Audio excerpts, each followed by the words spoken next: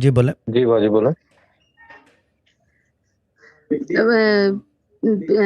मुझे पिछले वीक मेरे फादर इन लॉ ने दिए थे 5000 दिए थे उन्होंने। ठीक है। और जो है मेरे ब्रदर इन लॉ ने मुझे 10,000 दिए थे।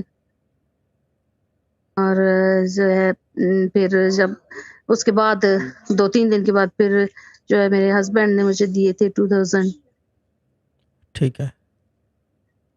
और फिर इस सैटरडे वाले दिन उधर हम गए थे, मतलब मेरी आंटी हैं, फिर उन्होंने मेरे बेटे को दिए थे 100 वो थे। कल फिर मेरे जो हस्बैंड की चची है, इन्होंने मुझे वो नेकलेस दिया था, साथ वो पूरा वो बना हुआ था, बुंदे थे, साथ रिंग थी पूरी। ठीक है, यानी कि ज्वेलरी का सेट मिला है आपको? जी जी, जी, शादी वो कल मिला था। वो कल मिला था। ठीक है, ठीक जी है, ठीक है।